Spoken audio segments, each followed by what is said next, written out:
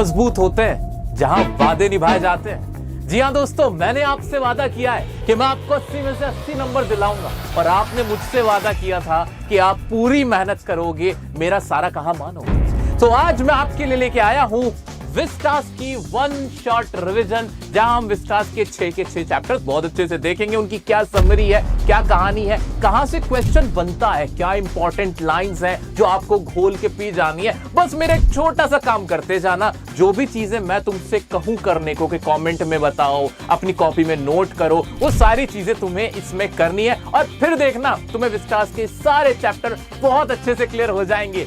आइए दोस्तों, वीडियो को शुरू करते हैं। जल्दी से लाइक के बटन को टैप कर दो और हम चले हमारी विस्टास की रिवीजन के लिए। दोस्तों, वीडियो शुरू करने से पहले बता देना चाहता हूं, मैंने तुम्हारे लिए ये 5 टाइम्स रिवीजन प्लान बनाया हुआ है, जिसमें मैं एग्जाम से पहले तुम्हारी कम से कम 5 रिवीजन करा के तुम्हें 80 में से 80 नंबर दिलवा दूंगा। बिल्कुल टेंशन मत लेना। जिसकी ये फर्स्ट रिवीजन चल रही है, जो कि वन शॉट वीडियोस आ रही हैं तुम्हारे लिए। फ्लेमिंगो की वन शॉट मैंने करवा दी है, नहीं देखी तो देख लेना, कुछ मत करना, कोई होमवर्क नहीं देता हूं मैं, बस मेरे इन वीडियोस को देख लेना, कभी भी देखना, लेकिन तुम्हें देखने मैंडेटरी है। वादा रहा। आज अभी विस्टास के जब मैं चैप्टर सब तुम्हें पढ़ाऊंगा तो हर चैप्टर के बाद तुम्हें वीडियो को पॉज करना है, हाथ में एक पेन लो और एक रजिस्टर लो और पॉज करने के बाद जो जो तुम्हें अब तक समझ में आया था, जो वर्ड, जो लाइंस तुम्हें याद रह गई पूरी उसकी ओवरऑल समरी की, वो तुम्हें अपने हाथों से लिखनी है और फिर नेक्स्ट चैप्टर की तरफ बढ़ जाना है। इतना करोगे ना? करोगे ना? वादा रहा बड़े भाई से। चलो आज शुरू करते हैं chapter number 1, the third level. जैसा कि इसके नाम से ही पता चल रहा है, कोई थर्ड लेवल है। किसकी कहानी है? अरे जैक फिनी ने ये कहानी लिखी है। इसके राइटर कौन है? Jack Finney. बड़ी आसान कहानी, कुछ भी नहीं है इसके अंदर। भाई चार्ली नाम का एक नौजवान है, 31 साल के आसपास की उसकी उम्र है, 31 ईयर ओल्ड चार्ली है। वो अमेरिका में रहता है और सन 1949 के आसपास की कहानी, 1949 के आसपास की कहानी। अब 1949 में उसके साथ क्या हो रहा है चार्ली के साथ, कि उस दौरान ना वर्ल्ड वॉर 2 हुआ था, 1939 से 45 तक चला था, 39 to 45 चला था, ठीक है ना, बताया ना तुम्हें। तो इतना ज्यादा वॉर हो रहा था, वायलेंस हो रहा था, तो वो ना भागना चाहता था वॉर से, फियर से, ये जो डर होता है इससे, स्ट्रेस से, वो इन सब चीजों से भागना चाहता था। तो भागने का उसने क्या तरीका निकाला? उसने ये तरीका निकाला कि जिस रेलवे स्टेशन से वो घर आता था, वहां उसने कहा कि वहां पे एक फर्स्ट लेवल था, सेकंड लेवल था, बस 2 ही लेवल थे जहां से वो आता था उस रेलवे स्टेशन में। लेकिन उसने कहा नहीं, वहां तीसरा भी है। अब वो तीसरा कौन सा था? वो उसकी सिर्फ कल्पना थी, बस उसकी सोच थी, जिसके जरिए वो पूरी दुनिया से भाग जाना चाहता था। यानी उसको कुछ साइकोलॉजिकल प्रॉब्लम था। क्लियर है? तो ये सब क्यों कर रहा था? क्योंकि वो दुनिया की सच्चाई से, कड़वी सच्चाई से भाग जाना चाहता था। ये इसकी कहानी, बस और कुछ भी नहीं है इसमें। आओ चलो इसकी कहानी सुना देता हूं यार। क्या है इसके अंदर? कुछ भी तो नहीं है। अब ये क्या है? इंपॉर्टेंट वर्ड जो तुम्हें पता होने ही चाहिए इस चैप्टर से रिलेटेड। स्पिटून्स किसको बोलते हैं? थूकदान को बोलते हैं। पुराने समय में ऐसे थूकदान होते थे जिनमें थूक देते थे, कूड़ा डाल देते, छोटा मोटा, उसको बोलते थे। रेफ्यूज का मतलब छुटकारा, किस चीज से छुटकारा पाना। फ्लिकरिंग का मतलब लाइट ऐसे फ्लिकर करती है ना, टक टक टक टक, उसे फ्लिकरिंग कहते हैं। फ्राउंड होता है बहुत गुस्से में, ऐसा मुंह बना के कोई देख लेता है, उसको फ्राउनिंग कहते हैं। एस्केप, ये इंपॉर्टेंट वर्ड है, सबसे इंपॉर्टेंट वर्ड इस चैप्टर का, एस्केप। कौन एस्केप करना चाहता था? चार्ली एस्केप करना चाहता था। क्यों करना चाहता था? अभी पता चल जाएगा, वैसे तो मैंने तुम्हें बता ही दिया है। क्लियर है? आओ जल्दी से इसको खत्म कर लेते हैं मेरा बच्चा। आओ शुरू करते हैं। आज story of 31 year old Charlie. 31 साल का चार्ली है हमारा चार्ली। 31 साल का चार्ली क्लेम्स, वो क्लेम करता है, दावा करता है that there is the third level at grand central station in New York. वो कहता है कि यहां पे तीसरा भी एक थर्ड लेवल है न्यूयॉर्क के अंदर, ग्रैंड सेंट्रल स्टेशन में। Charlie gets lost on subway. वो सबवे में कई बार खो चुका था पहले भी। रीच द थर्ड लेवल, और इसी तरह से खोते हुए उसे वो थर्ड लेवल मिल गया। Okay. Found fewer ticket counters. वहां उसको क्या मिलता है कि वहां पे थोड़े से टिकट काउंटर्स हैं। वुडन इंफॉर्मेशन बूथ, वो जो इंफॉर्मेशन बूथ बना हुआ है ना, वो लकड़ी का बना हुआ है। और ओल्ड फैशन फीचर्स, और वहां पुराने जमाने की सारी 19th सेंचुरी की चीजें हैं। 19th सेंचुरी समझ लो, 1800 ईस्वी से लेकर 1899 तक की, वहां उस जमाने की चीजें वहां उसको नजर आती, वैसे ही लोग मिलते हैं। Next day took his wife, अपनी वाइफ को भी लेके जाता है। एक्सचेंजेस $300 करेंसी, और $300 करेंसी एक्सचेंज भी कराता है। But did not find the corridor, लेकिन उसको वहां का रास्ता ही नहीं मिलता थर्ड लेवल का, जहां से वो भाग जाना चाहता था। ठीक है, he can't find out the corridor. Charlie's friend Sam Vanern also disappeared. उसका एक साइकोलॉजिस्ट, साइकेट्रिस्ट फ्रेंड होता है सैम वेनर, वो भी अचानक से गायब हो जाता है। Charlie found a letter from Sam inviting Charlie to Galesburg. Galesburg नाम की एक जगह है जहां पे उसको एक लेटर मिलता है, किसका, अपने फ्रेंड से लेटर मिलता है जो गायब हो गया था, जिसमें उसको कहता है कि भाई मैं गेल्सबर्ग में आ गया हूं, तुम भी आ जाओ। ये छोटी सी कहानी है, बस खत्म चैप्टर। तो ये खत्म कर दिया मैंने, लेकिन ऐसे थोड़ी छोड़ूंगा। अब मैं तुम्हें थोड़ा इसको डिटेल में पढ़ा देता हूं। मोटा मोटा पहले पढ़ लिया, अब छोटा छोटा पढ़ेंगे। हमारी स्ट्रेटेजी क्या रहती है, कोई भी सब्जेक्ट पढ़ रहे हो ना मेरे बच्चा, तुम एक काम करना मेरे यार, एक छोटा सा काम बस, वो क्या, पहले मोटा मोटा पढ़ो उसका कि मोटा मोटा है क्या, इससे ज्यादा तो नहीं है ना, ये है ना मोटी मोटी कहानी, बस फिर छोटा छोटा पढ़ लो। वो फिर उसकी जो डिटेल्स हैं वो देख लो, और डिटेल्स देख लेते हैं। बहुत आसान है मेरा बच्चा, बहुत ईजी है। आ जाओ शुरू करते हैं, आओ शुरू करते हैं। ये तो हमने पढ़ लिया कि Charlie 31 year old city resident claims that there is a third level at the grand central station. ये लाइन तो तुमने घोल के पी ली कि वो क्लेम करता है कि there is a third level at the grand central railway station. जैसे तुम दिल्ली में कभी आए हो, दिल्ली में रहने वाले जो लोगों को नहीं तो पता ही होगा, यहाँ मेट्रो स्टेशन बनने हैं बहुत सारे। अब यहां तुम अगर राजीव चौक मेट्रो स्टेशन पे चले जाओगे ना, खो जाओगे भाई।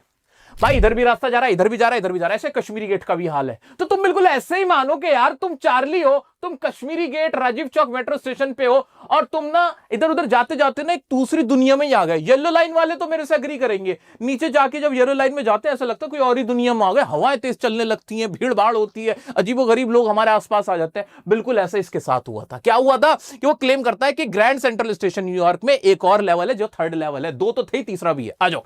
ही talks to a psychiatrist friend about it. उसका एक साइकियाट्रिस्ट फ्रेंड था जिसका नाम क्या था, सैम वेनर। ठीक है, समझ लिया। Who thinks Charlie is trying to fulfil his dreams while walking and escaping reality. वो उसको कहता है, जब बताता है कि भाई मेरे को थर्ड लेवल मिला है, तो वो कहता है कि यार ये ना कुछ नहीं है, तेरी ना सिर्फ कल्पना है, और you just want to escape from the harsh reality of this world. तू ना अपनी रियलिटी से भागना चाह रहा है मेरे यार, तेरे साथ कोई प्रॉब्लम नहीं है, तेरे साथ बस एक यही प्रॉब्लम है कि तू रियलिटी से भाग रहा है। ऐसा कौन कहता है? उसका जो दोस्त होता है सैम वेनर। कौन है ये उसका साइकेट्रिस्ट फ्रेंड है। कैसा साइकेट्रिस्ट? जो खुद साइकेट्रिस्ट है। तो वो उसको ऐसा बोलता है कि तेरे साथ जो प्रॉब्लम है ना भाई, तेरे को ना बस ऐसा लगता है कि तुझे ना भाग जाना है कहीं पे, इसलिए तू कल्पना कर रहा है, इमेजिन कर रहा है ऐसा कुछ। ठीक है, it is just mere your imagination. आगे बढ़ते हैं, फिर क्या होता है। The psychiatrist explains that many people want to escape from the fears, insecurities and worries of the modern world. वो उसको बताता है कि बहुत सारे ऐसे लोग हैं जो भागना चाहते हैं। किस चीज से भागना चाहते हैं? एस्केप करना चाहते हैं। इंपॉर्टेंट लाइन मेरा बच्चा, एग्जाम में आती है ये लाइन, लिख के आना लॉन्ग आंसर में। क्या कि फियर से बचना है, डर से बचना है, इनसिक्योरिटीज से, वरीज से मॉडर्न वर्ल्ड की। ऐसा क्यों हो रहा होगा? क्योंकि ये कहानी सेट है 1949 में, जहां पे वर्ल्ड वॉर 2 होके हटा है, और सारी दुनिया में क्या चल रहा था? बहुत युद्ध चल रहा था, लोग मार रहे थे, मर रहे थे, वायलेंस थी। तो ये उससे भागना चाहता था। ठीक है। And find a temporary refuge. Refuge का मतलब क्या था? जल्दी बताओ, कमेंट में करके बताओ, जल्दी से कमेंट में बता रेफ्यूज का मतलब क्या बताया था मैंने। आ जाओ। वो रेफ्यूज चाहते हैं किस चीज से? इन सारी चीजों से। The psychiatrist uses his own hobby of stamp collection to illustrate this point. Psychiatrist इसमें अपनी स्टैम्प कलेक्शन की हॉबी को भी एक्सप्लेन करता है कि भाई कैसे वो एस्केप करते हैं। लोग स्टैम्प कलेक्शन करके भी एस्केप करते हैं, बचते हैं। जैसे हम सब भी ना कहीं कोई एस्केप चाह रहे होते हैं कि कुछ टाइम के लिए क्रिकेट खेल लें, कुछ टाइम के लिए गेम खेल लें, कुछ टाइम के लिए नॉवेल पढ़ लें, इस तरह की चीजें कर लें। The psychiatrist uses his own hobby of stamp collection to illustrate this point. जो साइकियाट्रिस्ट फ्रेंड सैम वेनर, वो क्या कहता है कि जो चार्ली तुम्हें जो आदत है ना स्टैम्प कलेक्शन की, जो तुम्हारी हॉबी है, ये भी एक तरह का एस्केप ही है, ताकि कुछ देर के लिए तुम पूरी दुनिया भूल जाओ। ऐसे वो एग्जांपल देखो, उसको समझाता है। आगे बढ़ते हैं, important line. Charlie finds the grand central station confusing at times. कई बार चार्ली ना जो ग्रैंड सेंट्रल स्टेशन में, उसमें कंफ्यूज हुआ था। कैसे कैसे कंफ्यूज हो जाता था? अरे जैसे तुम हो जाते हो कश्मीरी गेट मेट्रो स्टेशन पे पहुंच के, राजीव चौक मेट्रो स्टेशन पे पहुंच के तुम कंफ्यूज हो जाते हो, इसी तरह से चार्ली भी कंफ्यूज हुआ था। And has gotten lost on the Subway a few times. कई बार सबवे पे वो रास्ता भूल गया था, भटक गया था। Once he ended up in the lobby of the Roosevelt hotel. एक बार तो रूजवेल्ट होटल के अंदर जाके निकला था, और एक बार another time he found himself 3 blocks away from an office building. भाई अपने ऑफिस बिल्डिंग से 3 ब्लॉक्स दूर जाके कहीं निकला था। तो यानी वो कंफ्यूज हुआ था पहले भी। अब तीसरी बार क्या हो रहा है, या तीसरी बार कह रहा हूं, इस बार क्या हुआ इसके साथ, आइए देखते हैं। However, during his latest trip, he gets lost again and ends up on the unique third level. लेकिन इस बार जो भटका है ना, तो तीसरे लेवल पे जाकर निकला है। आगे बढ़ते हैं।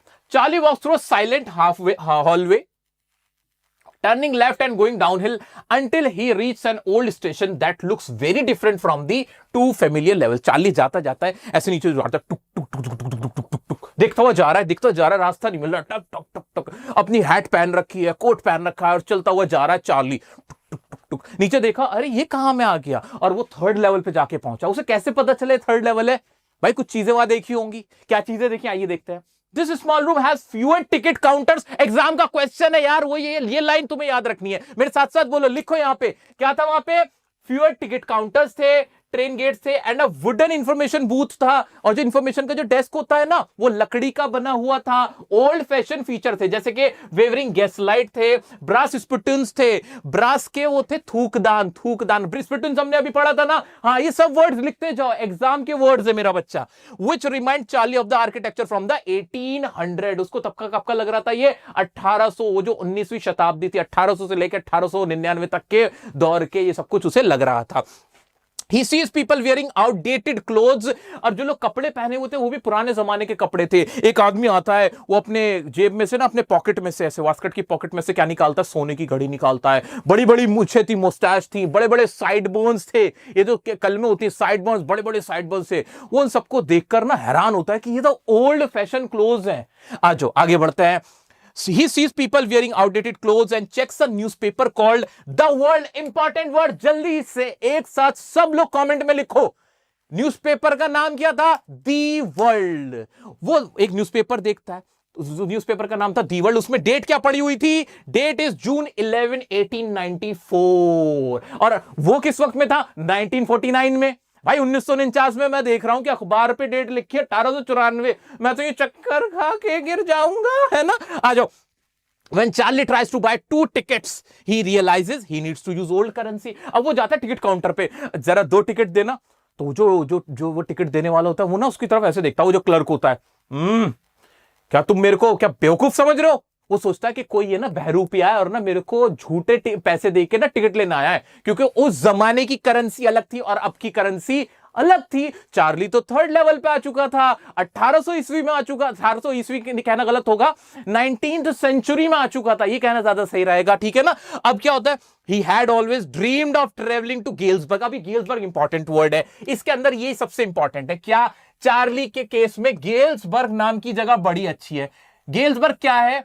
एक बहुत क्वाइट प्लेस है, जहां पे शांति है, ट्रैंक्विलिटी है, ब्यूटीफुल है। एग्जाम में बच्चों क्वेश्चन पूछ सकता है कि गेल्सबर्ग क्यों जाना चाहता था? क्योंकि वहां पे पीस है, ट्रैंक्विलिटी है, वो ब्यूटीफुल है, और सारी चीजें भी पता चलेंगी और क्या क्या, ठीक है। लेकिन गेल्सबर्ग है कि एक प्लेस है जहां चार्ली जाना चाहता है। क्यों जाना चाहता है? क्योंकि भाई जहां वो अब है ना 1949 में, वहां वॉर है, वायलेंस है, फियर है, स्ट्रेस है, वो इस सबसे दूर भागना चाहता है। तो चार्ली ना 2 टिकट खरीदने की कोशिश करता है, लेकिन वो टिकट नहीं मिलते उसको। वो गेल्सबर्ग के टिकट खरीदने की कोशिश करता है। अब गेल्सबर्ग के बारे में क्या? With his wife Luza. अब चार्ली की वाइफ जो है उसका नाम क्या है? लूजा। अब लूजा के साथ वो गेल्सबर्ग जाना चाहता है। क्यों जाना चाहता है? A town he remembered as wonderful with big houses. वहां बिग हाउसेज है, लार्ज लॉन्स है, एंड ट्रीज है। बिग हाउसेज है, लॉन्स है, ट्रीज है, ट्रैंक्विलिटी है, पीस है, ये सारी चीजें वहां है। The area has long summer evening and a relaxed atmosphere which appeal to him.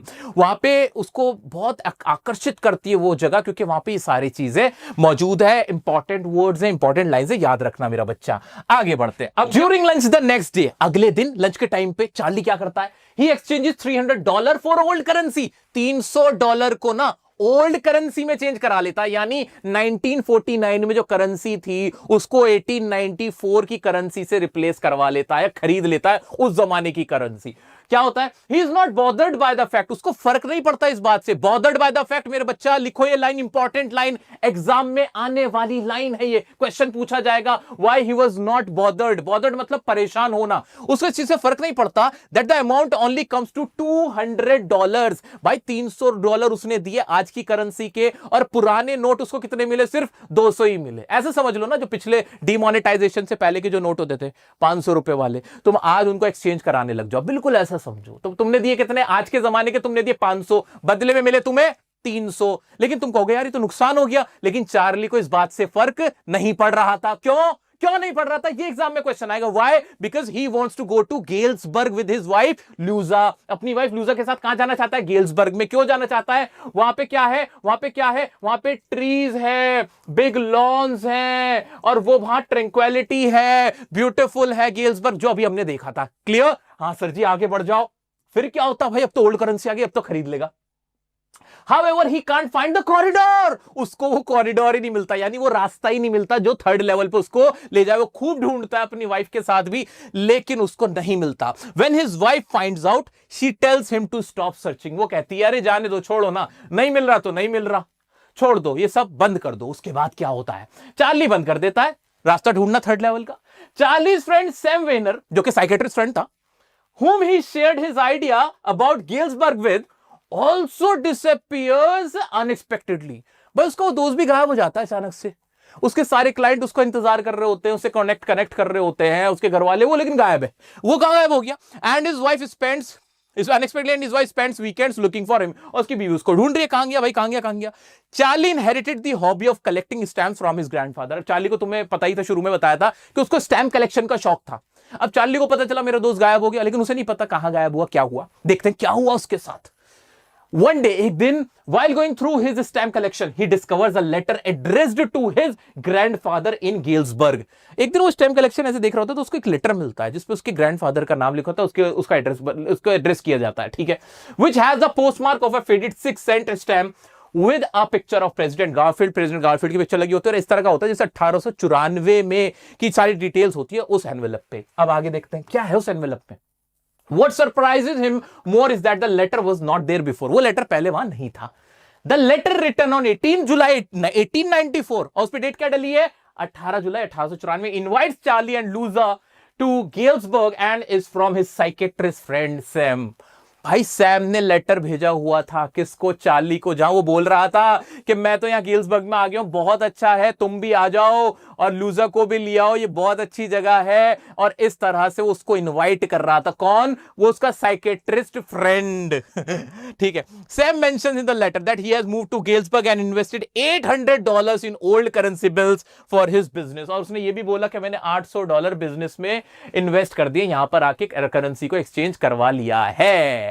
और इस तरह से हमें समझ में आता है कि वो जो साइकेट्रिस्ट फ्रेंड था उसको भी यही साइकोलॉजिकल प्रॉब्लम थी, वो भी स्केप करना चाहता था रियलिटी से, और उसने कॉपी कर लिया था किसको, चार्ली को ही कॉपी कर लिया था। उसको भी ऐसा लगने लगा था कि गेल्सबर्ग बहुत अच्छी जगह और वहीं पर चले जाना चाहिए। ये देखने के बाद लूजा को भी विश्वास होने लगा कि वाकई में गेल्सबर्ग नाम की कोई जगह है। वो भी विश्वास करने लगी कि भाई चार्ली सच ही बोल रहा होगा, जो सैम वेनर भी वहां पहुंच गया। ये है असली कहानी इसमें, ठीक है। तो दरअसल साइकेट्रिस्ट फ्रेंड को हुआ क्या था, कुछ नहीं हुआ था। एक्चुअल में जो डॉक्टर इलाज कर रहे थे ना, वो खुद बीमार थे, उनको इलाज की जरूरत पड़ गई थी। वो साइकेट्रिस्ट होके लोगों का इलाज करते करते खुद पागल हो गए। ये कहानी है इसकी और कुछ नहीं, सब पागल हो गए। चार्ली भी पागल है, उसकी बीवी भी एंड में मानने लगी। ये लिखा है, बीवी भी विश्वास करने लगी थी हाँ गेल्सबर्ग है, जब उसे पता चला सैम विनर ने लेटर भेजा है, ठीक है। तो इतनी प्यारी कहानी है, लेकिन इस कहानी का पूरा जोर पता है किस पे, कि everyone wants to escape from the harsh reality of this world. हर किसी को एक एस्केप चाहिए, इतना ज्यादा स्ट्रेस है इस दुनिया में कि हर किसी को साइकोलॉजिकल प्रॉब्लम हो रही है। दोस्तों इस चैप्टर को बड़े घोंट के हमने पढ़ा है। आइए इसके कुछ पॉइंट्स बता देता हूं जो तुम्हारे लिए जानने बहुत जरूरी है। ये याद रखना इस चैप्टर से रिलेटेड मेरा बच्चा, क्या है वो, जरा ये देख लो, नजर मार लो एक बार।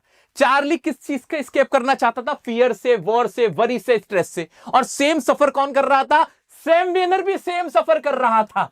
सैम वेनर को भी यही प्रॉब्लम थी उसके साइकेट्रिस्ट फ्रेंड को, तभी तो वो भाग गया था लेटर लिख के और कहने लगा था कि भाई हाँ मैं तो गेल्सबर्ग पहुंच गया हूं। कहीं कोई गेल्सबर्ग नहीं पहुंचा था, पुराने टाइम में नहीं पहुंचा था, ये सिर्फ एक कल्पना भर है, ठीक है।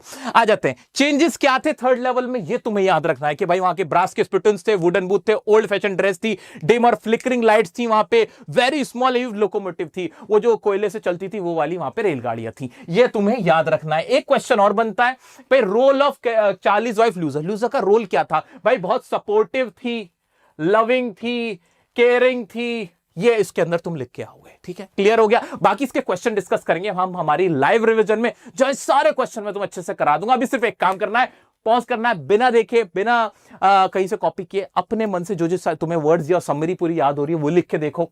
मिलते